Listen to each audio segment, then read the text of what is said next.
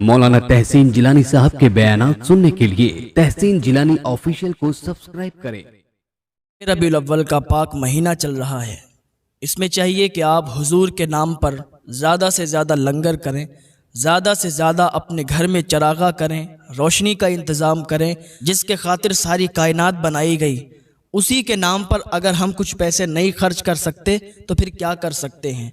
कुछ कहने वाले आपसे ये भी कहेंगे कि आप जो 5-10 हज़ार रुपये अपने घर में खर्च करेंगे, रोशनी लगाएंगे, उजाला करेंगे या मिलाद शरीफ करेंगे, तो इतने पैसे उठा के किसी गरीब की बच्ची की शादी करवा दें। तो उनसे ज़रा ये सवाल कर देना कि ये तुम मोटरसाइकिल यूज़ करते हो, इसे चलाना छोड़ दो। जो अच्छे फ़ोन इस्तेमाल करते हो, इन्हें चलाना छोड़ दो। ब्रांडेड कपड़े पहनते हो, पहनना छोड़ दो। क्योंकि हम हुजूर के नाम पर अगर इतना नहीं कर सकते तो फिर हमारी ज़िंदगी बेकार है। यार, गरीब की बच्ची की शादी भी करवाएंगे और हुजूर के नाम पर जश्न विलादत भी मनाएंगे। आपको रोकने वाले बहुत मिल जाएंगे। बात जब हुजूर की आए तो वहां अपना सर नीचे मत करना, सीना तान के कहना वो जो न थे तो कुछ न था, वो जो ना हो तो कुछ ना हो, जान है वो जहान की और जान है तो जहान है। हुजूर के नाम पर हमारी जानें भी कुर्बान हैं। तो 10-5 हज़ार रुपए की क्या बात है। ये लाइटें, रोशनी हम इंशाल्लाह ज़रूर करेंगे और हुजूर के नाम पर मिलाद शरीफ का भी प्रोग्राम करेंगे। लोग सवाल करेंगे, यार क्या हुजूर की जब विलादत हुई थी तो किसी ने जुलूस उठाया था? तो उनसे ज़रा सवाल करना कि मक्के में जब हुजूर की विलादत हुई थी उस टाइम वहाँ पर मुसलमान कितने थे? सवाल आप कर देना, फिर जवाब देखो क्या आता है। जब हुजूर की विलादत हुई थी तो मक्के में कोई मुसलमान नहीं था। हज़रत अब्दुल मुत्तलिब थे, हज़रत आमना थी, इनके घर के अलावा कोई मुसलमान नहीं था। फिर कौन जुलूस निकालता? हाँ, रही बात झंडे लगाने की, झंडे उठाने की, तो ये हज़रत जिब्रील की सुन्नत है। हज़रत जिब्रील अलैहिस्सलाम ने झंडे लगाए थे। रही बात लाइटें लगाने की, तो आपको पता है, आप सीरत पढ़ें हुजूर की, तारे भी हज़रत आमना के घर में झुक गए थे। जब तारे ऊपर होते हैं तो उनका हुस्न कितना होता है, उनके हुस्न का आलम क्या होता है। जब वो नीचे आए होंगे तब उनका हुस्न कैसा लगा होगा। फरिश्ते हज़रत आमना के घर का पहरा दे रहे थे।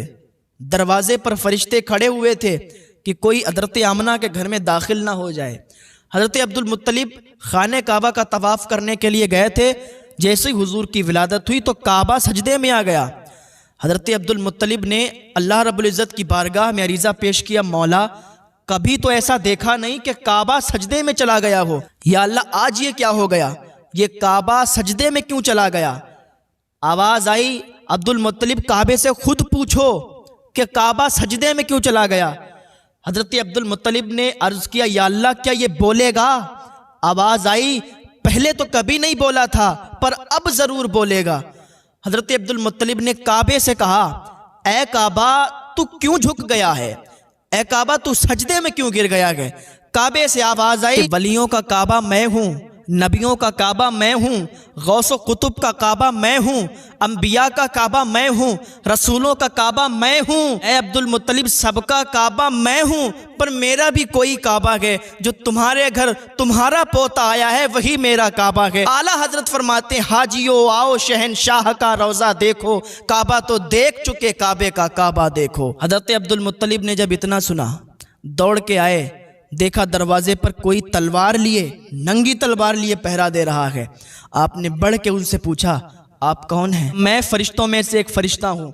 अल्लाह रब्बुल इज़्ज़त ने मेरी ये ड्यूटी लगाई है कि मैं दरवाजे पर पहरा दूं। अंदर जाके देखें, फरिश्तों की जमात कतार दर कतार आई है, फरिश्तों की जमातें आई हैं, हुजूर का चेहरा देख रही हैं, हुजूर का दीदार कर रही हैं। और अब अंदर जाके देखें माहौल क्या है, सितारे ज़मीन पर आ गए हैं। जब हुजूर की विलादत हो रही थी, हज़रत जिब्रील अलैहिस्सलाम अल्लाह रब्बुल इज़्ज़त की बारगाह में हाज़िरी देते, मौला आज तेरा प्यारा महबूब दुनिया में तशरीफ़ ला रहा है। मौला, उनकी वालिदा हज़रत आमना रज़ियल्लाहु ताला अन्हा वो अकेली हैं और वहाँ पर उन्हें किसी की ज़रूरत है।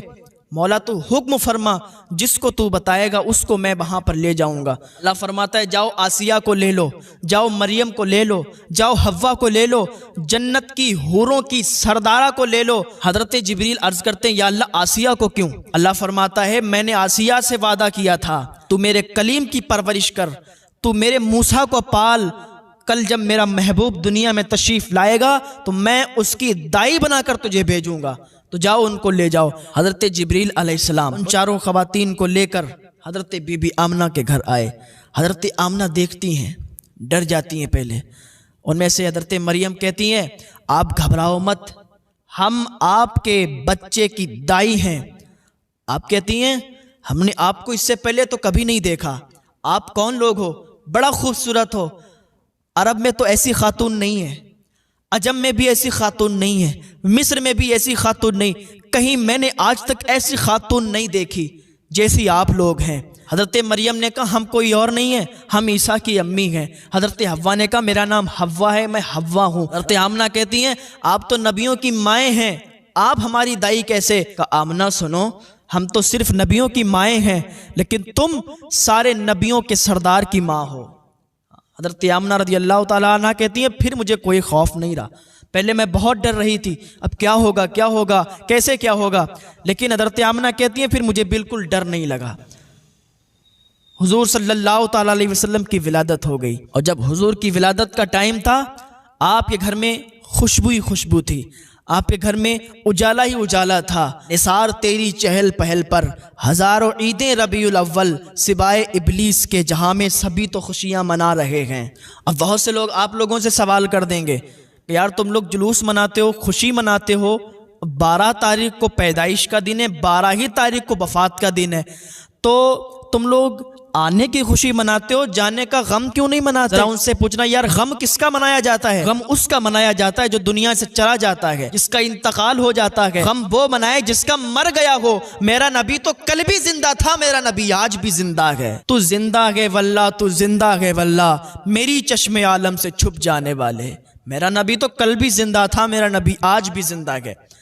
यार कुल्लू नफ्सिन ज़ाइक़तुल मौत, हर जानदार को मौत का मज़ा चखना है। अब ज़रा उनसे पूछें कि कुरान में है, वला तक़ूलू लिमन युक़तलू फ़ी सबीलिल्लाहि अमवात बल अहयाउन, कि जो अल्लाह की राह में शहीद हो जाते हैं उन्हें मुर्दा ना कहो, बल्कि वो जिंदा हैं।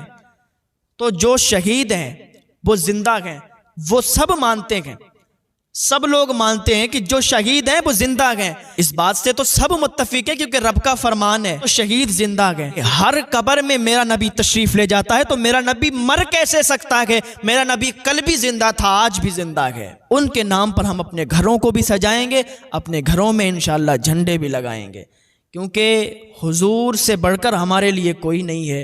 अगर हुजूर के नाम पर हम कुछ ना कर सकते हैं तो फिर बेकार है यार हमारी ज़िंदगी। हुजूर सल्लल्लाहु ताला अलैहि वसल्लम की विलादत के बाद जो वाक़ियात हुए, हज़रत दाई हलीमा के जो वाक़ियात हैं, किस्से हैं, सब लोग आप जानते हैं, वो वाक़ियात से आप वाकिफ़ हैं।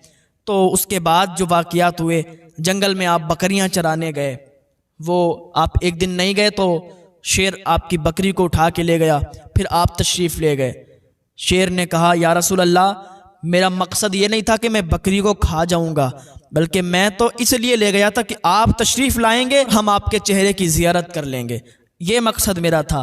या रसूलल्लाह हमें माफ़ फरमाइए। तो जानवर भी आपसे बातें करते हैं, जानवर भी आपसे प्यार करते हैं। आज की हम बात करें, हर इंसान इसी बेकरारी में है कि महबूब बनाएं तो किसे बनाएं, प्यार करें तो किसे करें। क्या कोई ऐसा भी हुस्न वाला है जिसे प्यार किया जाए, जिसे महबूब बनाया जाए? तो हम इस कायनात गेती में महबूब ढूंढने के लिए निकलते हैं। मुफक्किरीन, माहिरीन इस पर तवज्जो दिलाते हैं और रहनुमाई फरमाते हैं कि अगर तुम किसी को महबूब बनाना चाहते हो तो उसकी कुछ सिफतें होती हैं, कुछ शर्तें होती हैं। अगर वो सिफतें उसके अंदर मिल जाएं तो उसे तुम महबूब बना लो। का सबसे पहली सिफत यह है कि वो खूबसूरत हो।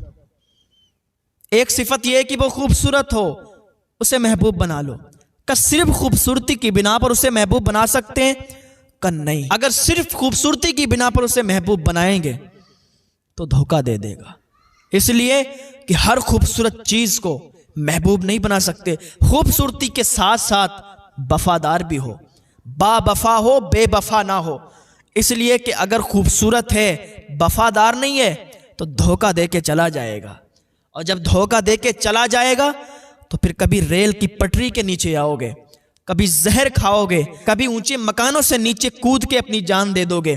इसलिए जब किसी को महबूब बनाओगे तो खूबसूरत भी हो, बावफा भी हो, बेवफा ना हो। का ये दो सूरतें हैं।